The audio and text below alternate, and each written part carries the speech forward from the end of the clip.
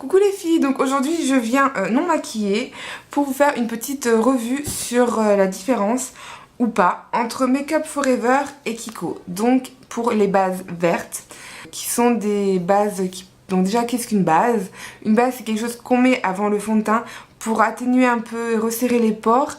Si elle est verte c'est pour cacher les rougeurs.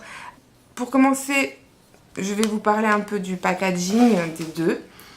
Donc tous les deux font 30 ml, donc 30 ml de contenance. Ils sont tous les deux à pompe. Celui de Make Up For Ever, j'en ai vraiment plus beaucoup. Je pense que ça va pouvoir me faire peut-être la vidéo et encore. Le prix, donc Make Up For Ever est entre 28 et 30 €. Le Kiko est à 8 €. Donc vous avez quand même pour le prix d'un Make Up For Ever 3 Kiko. Plus un livret, c'est encore un peu d'argent. Alors, est-ce que ce prix change beaucoup? Pourquoi un tel différence de prix? Suspense. Donc la base de chez Make Up For Ever se présente comme ceci, donc couleur verte normale. Celle de chez Kiko, verte.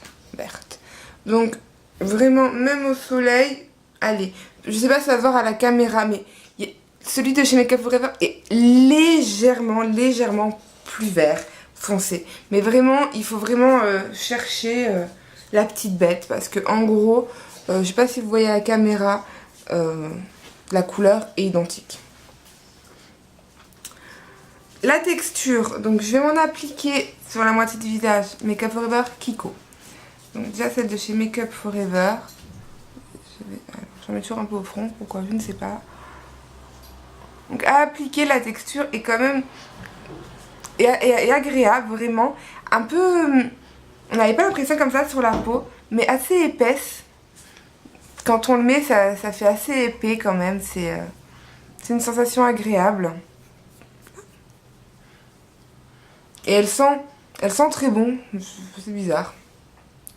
Ensuite, de l'autre côté, je vais mettre celle de chez Kiko.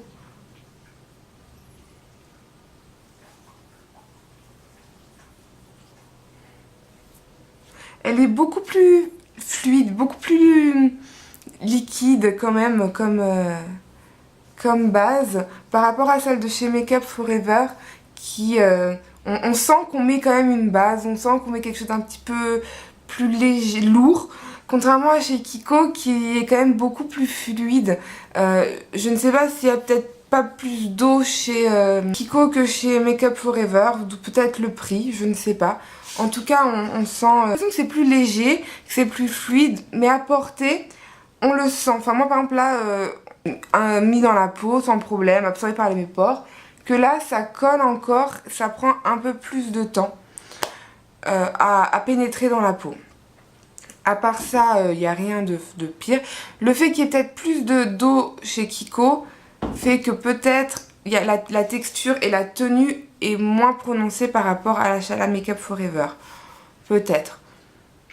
Voilà. Moi, pour ce qui est de Kiko, il faut savoir que contrairement à Make Up For Ever où je ne l'ai pas eu, chez Kiko, pendant une semaine d'utilisation, au bout d'une semaine d'utilisation, j'ai eu des boutons qui sont apparus. Ce que je n'ai pas eu du tout chez Make Up For Ever. Mais c'est vrai que quand le visage n'est pas habitué, mettre une base, ben, on cache quand même des pores, donc quand les boutons peuvent apparaître. Moi, je ne l'ai pas du tout eu avec Make Up For Ever, mais avec Kiko, je l'ai eu. Donc, je vais quand même vous zoomer un peu pour que vous voyez la différence. Donc là, nous sommes chez Make Up For Ever. Donc, on voit bien qu'il y a quand même quelques rougeurs encore. Après, ça fait pas base de fond de teint, hein. Ça ne sert pas de fond de teint, donc c'est vraiment juste pour atténuer un peu. Et là, vous avez chez Kiko. Alors, je ne sais pas, c'est parce que j'en ai plus mis chez Kiko que chez Make Up For Ever. Mais j'ai l'impression que, enfin, chez Kiko, c'est quand même plus caché que chez Make Up For Ever.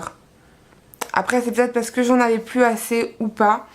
Mais c'est vrai que chez Kiko, c'est quand même impressionnant. C'est bien mis, alors que chez Make Up For Ever, pas trop. Alors, si j'en remets un peu, peut-être que...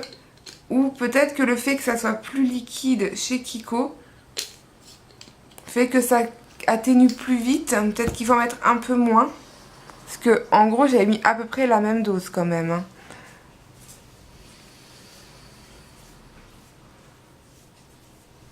Donc peut-être plus de produits pour Make Up Forever que pour Kiko. C'est vrai que je vous l'ai fait en live, j'ai jamais testé la différence, donc c'est peut-être pour ça que vous avez l'impression, mais qu'est-ce qu'elle raconte? Je suis aussi surpris que vous, que Kiko cache mieux que Make Up Forever. Après, le visage n'est pas asymétrique non plus, hein. J'ai peut-être plus de rougeur là que là, je ne sais pas. En tout cas, je suis agréablement surprise pour le prix, que ça cache plus là que là. Tant mieux, hein. Donc voilà, pour être en live, je redézoome. Donc voilà les filles, un peu ma mini revue sur les deux bases de chez Kiko et chez Make Up Forever. Kiko, ben, vous pouvez le trouver chez Kiko. Make Up Forever, chez tous les Sephora, il y en a. Je ne sais pas pour Kiko, mais je crois que également, il existe plusieurs bases de différentes teintes possibles. Moi, la prochaine que je vais prendre chez Make Up Forever, ça sera la bleue, qui est pour les peaux claires. Et alors exactement que je vous dise pas de bêtises, ça illumine les peaux claires et atténue les rougeurs légères. Donc c'est vrai que moi j'ai quand même des rougeurs assez importantes, mais j'ai envie de voir la différence entre la verte et la bleue, qui la verte neutralise uniquement les rougeurs, qui n'est pas fait pour les peaux claires, patati patata. Donc voilà, donc moi à choisir, j'avoue que là j'ai vraiment, je vous aurais dit au début Make Up Forever, parce que elle m'a pas donné de bouton du tout. À atténuer, elle est vraiment super agréable, contrairement à Kiko qui est beaucoup plus fluide, qui prend plus de temps à pénétrer. Mais vu le résultat, donc je remontre, j'ai l'impression que Kiko a quand même plus atténué mes rougeurs que Make Up Forever. C'est fou. Après niveau ingrédients, je ne peux pas vous dire parce que je n'ai plus la petite boîte de Kiko, donc je n'ai plus d'ingrédients. Make Up Forever, je peux vous dire qu'il y a de l'eau et 50 000 produits pas bons pour la santé. Voilà. Kiko, ça va être à peu près pareil, je pense. Donc, mon cœur balance. Je pense que je vais continuer à faire exactement ce que je fais avant, c'est-à-dire que quand je sors le soir, pour avoir une meilleure tenue, parce que Make Up Forever a quand même une très bonne tenue en base pour le fond de teint, je vais utiliser Make Up Forever. Et quand je vais travailler ou que je ne vais pas, ou je sors pas très longtemps, mon côté radine me dit de prendre le Kiko. Donc je vais continuer à avoir les deux pour vraiment continuer sur ma lancée. Voilà les filles, j'espère que ma petite revue vous aura plu. Vous n'hésitez pas à me dire en commentaire quel est votre préféré, si vous avez pu tester les deux. Si vous avez d'autres bases vertes à me dire pour que je puisse aussi essayer. Surtout n'hésitez pas, mettez tout en commentaire. Je vous fais de gros bisous et je vous dis à très vite.